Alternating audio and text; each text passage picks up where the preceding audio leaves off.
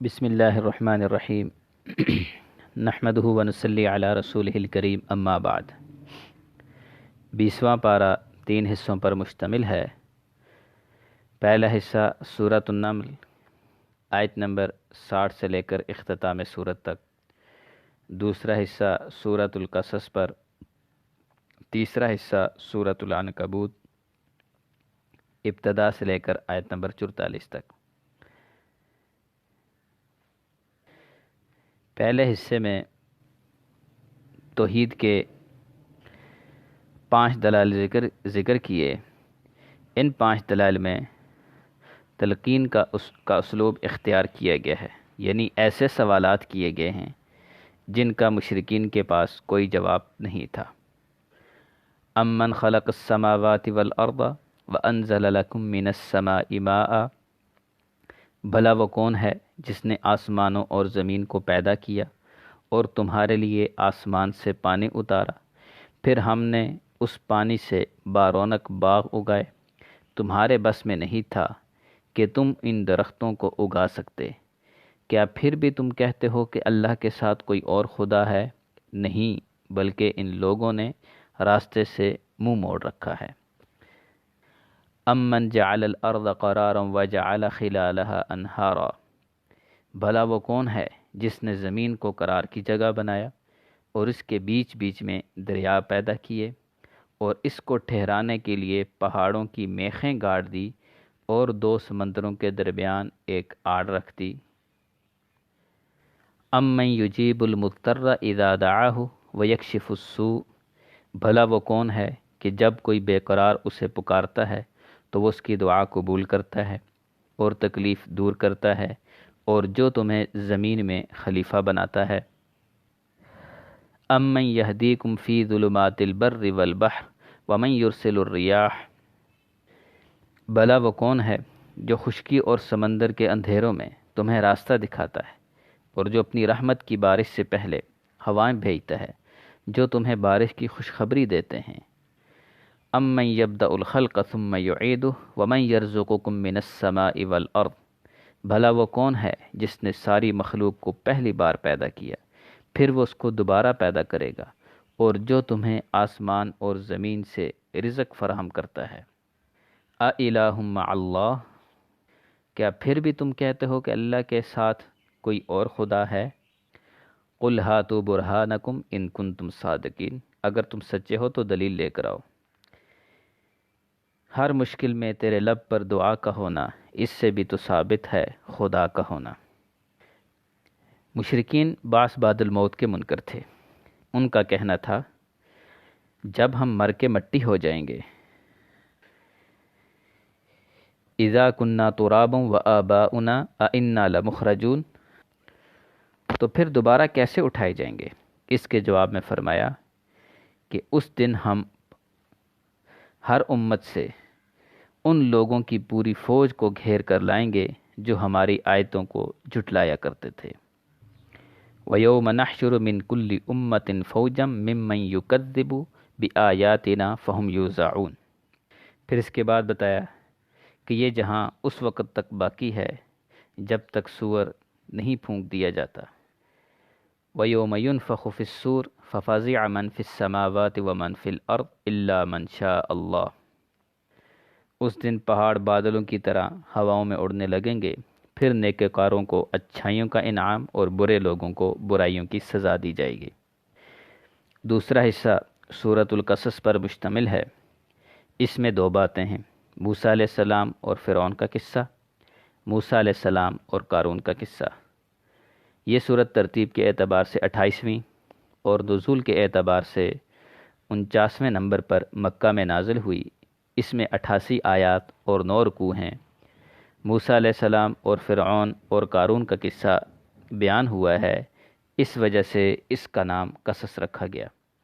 اس کی ابتدا حروف مقطعات میں سے طا سین میم سے ہوئی ہے، اور اس کے متصل بعد قرآن کریم کی حقانیت کا بیان ہے۔ یہ صورت بتاتی ہے کہ فرعون تکبر اور جور و جفا میں حد سے آگے بڑھ گیا تھا۔ ان فرعون علا فی الارض وجعل أهلها شيعا يستضعف طائفة منهم يذبح أبناءهم ويستحيي نساءهم إنه كان من المفسدين۔ اور فرعون بنی اسرائیل میں جو مصر میں بہت بڑی اقلیت بن چکے تھے اس کے ظلم و ستم کا خصوصی ہدف تھے۔ پھر اللہ نے مظلوموں کو فرعون کے مظالم سے نکالنے کا ارادہ کیا۔ ادھر فرعون کو اس کے نجومیوں نے کہا کہ بنی اسرائیل میں ایک بچہ پیدا ہونے والا ہے جو تیری سلطنت کو مٹا دے گا۔ تو فرعون نے بنی اسرائیل کے بچوں کو قتل کروانا شروع کر دیا۔ انہی حالات میں موسیٰ علیہ السلام کی پیدائش ہوئی۔ آپ کی والدہ پریشان ہو گئی۔ اللہ نے ان کے دل میں بات ڈالی، فَإِذَا خِفْتِ عَلَيْهِ فَأَلْقِيهِ فِي الْيَمِّ وَلَا تَخَافِي وَلَا تَحْزَنِي۔ والدہ کے دل میں بات ڈالی کہ وہ اس بچے کو لکڑی کے صندوق میں ڈال کر نیل کی لہروں میں ڈال دیں۔ چنانچہ انہوں نے ایسا ہی کیا۔ منہ عبرانی میں پانی کو اور سا لکڑی کو کہتے ہیں، اسی وجہ سے آپ کو موسیٰ کہا جاتا ہے، ورنہ آپ کا اصل نام عمرم بن عمران بن فاحث تھا۔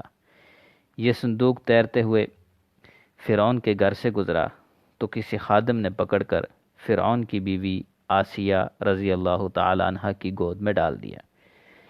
فرعون نے اس بچے کو بھی قتل کرنا چاہا، لیکن آسیہ رضی اللہ تعالی عنہ نے کہا اسے مت قتل کرو، لا تقتلوہ عسى ان ينفعنا او نتخذہ ولدا وہم لا یشعرون۔ کہا ہو سکتا ہے یہ ہمیں فائدہ دے یا ہم اس کو بیٹا بنا لیں۔ پھر اللہ نے ایسا انتظام کیا کہ ان کی والدہ کو سرکاری خرچ پر موسیٰ علیہ السلام کو دودھ پلانے کا بندوبست کر دیا، اور فرعون کے سارے انتظامات اور تدبیریں اللہ کی تدبیر کے سامنے ناکام اور بے بس ہو گئی۔ اس کے بعد جوانی میں موسیٰ علیہ السلام سے ایک غلطی سے قتل ہو گیا۔ ایک آدمی کے مشورہ سے آپ مصر سے نکل کر آپ نے مدین کی راہ لی۔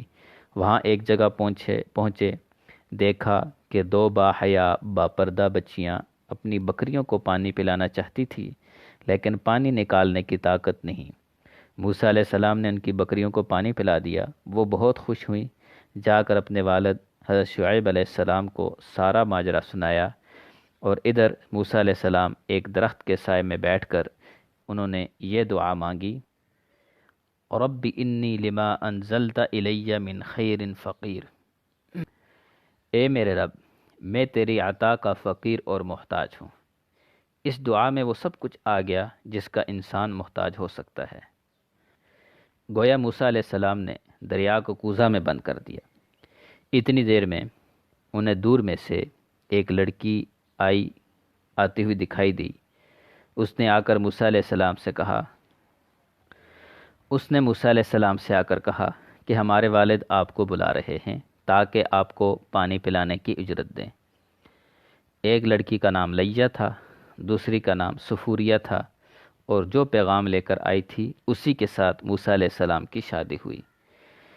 اس سے ایک مسئلہ معلوم ہوا کہ نیکی کے کام پر اجرت لینا جائز ہے۔ چنانچہ موسیٰ علیہ السلام کو اللہ نے باعزت اور راحت کا ٹھکانہ بھی فراہم کیا، اور چند شرائط کے تحت شادی بھی ہو گئی۔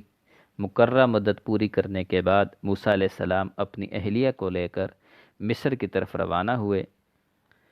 راستہ میں سخت سردی تھی، دور آگ نظر آئی۔ موسیٰ علیہ السلام لینے گئے تو اللہ نے نبوت سے سرفراز فرمایا اور معجزہ کے طور پر ید بیضاء اور عصا کا معجزہ دیا، اور فرعون کے سامنے کلمہ حق کہنے کا حکم دیا۔ چنانچہ فرعون نے اس دعوت کا انکار کیا تو اللہ نے اس کو لاؤ لشکر سمیت غرق کر دیا۔ اس واقعے سے بے شمار عبرتیں اور نصیحتیں حاصل ہوتی ہیں۔ مثلا اللہ کی طرف سے آنے والی ہر مصیبت اور مشکل پر صبر کرنے والوں کو دنیا اور آخرت کی کامیابی ملتی ہے۔ جو اللہ پر بھروسہ کرے اللہ اسے تنہا نہیں چھوڑتے۔ جو حق کو عشق کی حد تک لے جائے اس کے لیے باطل کی بڑی سے بڑی طاقت بھی ہیچ ہو کر رہ جاتی ہے۔ جو بندہ حق کا پرچم لے کر استقامت کے ساتھ کھڑا ہو جائے تو دشمن کے گروہ سے ہی اس کے لیے حمایتی پیدا ہو جاتے ہیں۔ جس کے دل میں ایمان پیوست ہو جائے وہ کٹ تو سکتا ہے مگر ایمان نہیں چھوڑ سکتا۔ غلامی انسان کی عزم و ہمت کی روح کو ختم کر دیتی ہے۔ معلوم ہوا باطل کتنا ہی طاقتور کیوں نہ ہو، حق کے مقابل نہیں ٹھہر سکتا۔ اللہ کی سنت ہے کہ حقیر اور ذلیل سمجھے جانے والی قوموں کو ایک دن بادشاہت دے دیتا ہے۔ جو جان بوجھ کر حق قبول نہ کرے، اللہ اس سے حق قبول کرنے کی استعداد چھین لیتے ہیں۔ حق کی اتباع کے بجائے حق کو اپنا تابع بنانے کی کوشش کرنا بہت بڑی گمراہی ہے۔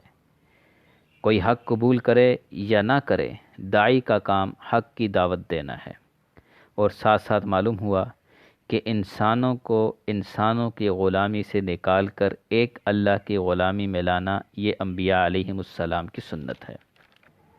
اس واقعے کو بیان کرنے کے بعد اگلی آیات میں اللہ تعالیٰ نے اہل مکہ کو تنبیہ کی اور اہل کتاب میں سے ایمان لانے والوں کی تعریف کی، مشرکین کی جہالتوں اور حماقتوں کا ذکر کیا، دنیا کا عارضی اور آخرت کا دائمی ہونا بتایا گیا۔ دوسرا قصہ موسیٰ علیہ السلام اور قارون کا ہے۔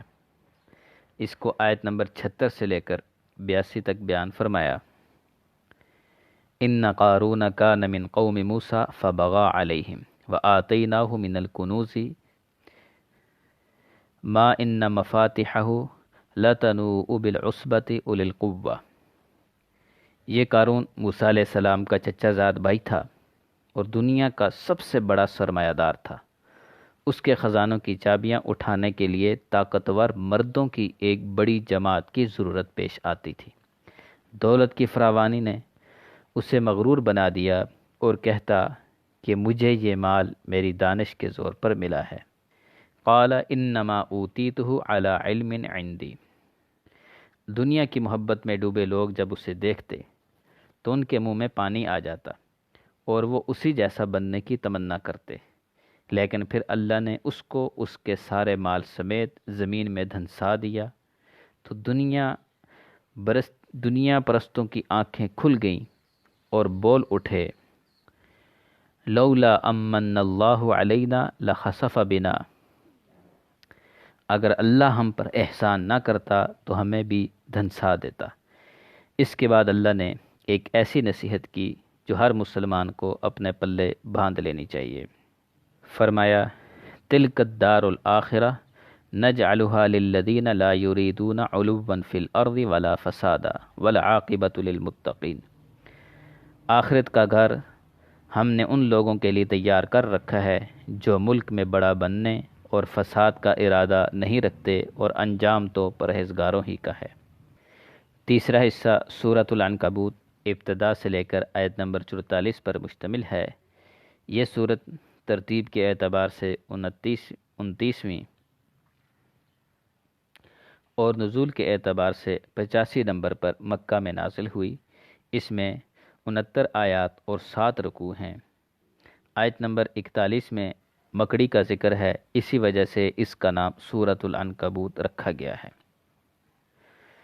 اس سورت کا موضوع سنت ابتلا ہے، یعنی انسانوں کے ایمان کی آزمائش کرنا، کیونکہ مکی زندگی میں مسلمانوں کو طرح طرح کے مظالم اور مصائب کا سامنا کرنا پڑا، اور ظلم و ستم اس قدر زیادہ تھا کہ اہل ایمان بلبلا اٹھے، اور بتقاضۂ بشریت گھبرا جانا کوئی معیوب بات بھی نہیں۔ چنانچہ انہیں سمجھانے کے لیے اللہ تعالیٰ نے فرمایا، وَلَقَدْ فَتَنَّ الَّذِينَ مِن قَبْلِهِمْ فَلَيَعْلَمَنَّ اللَّهُ الَّذِينَ صَدَقُوا وَلَيَعْلَمَنَّ الْكَاذِبِينَ، کہ ایمان والوں کو آزمانا اللہ تعالیٰ کی پرانی سنت اور دستور ہے، تاکہ کھرے اور کھوٹے، سچے اور جھوٹے، مسلمان اور منافق میں فرق ہو سکے، کیونکہ صاحب ایمان استقامت کا مظاہرہ کرتا ہے۔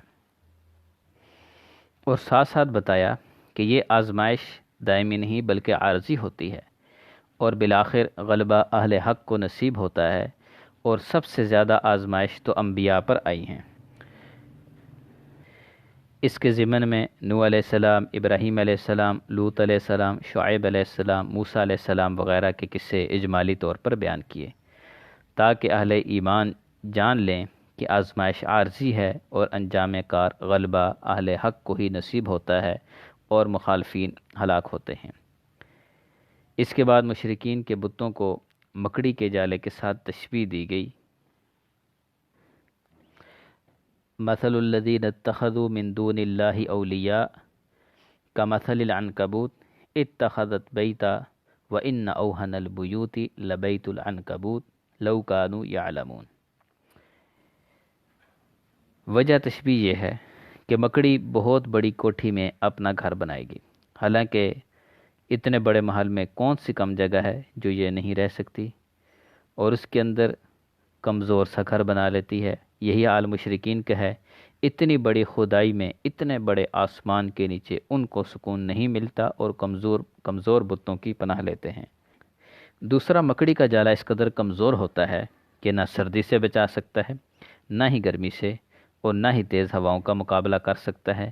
اسی طرح مشرکین کے بت نہ انہیں کوئی فائدہ دے سکتے ہیں، نہ نقصان سے بچا سکتے ہیں۔ تیسرا، مکڑی اپنے پیٹ سے مواد نکال کر گھر تیار کرتی ہے، اسی طرح مشرکین اپنے پیٹ سے دلیلیں گھڑ کر اس پر شرکی عمارت کھڑی کرتے ہیں۔ اللہ تعالی ہمیں سمجھ عطا فرمائے۔ وآخر دعوانا ان الحمد للہ رب العالمین۔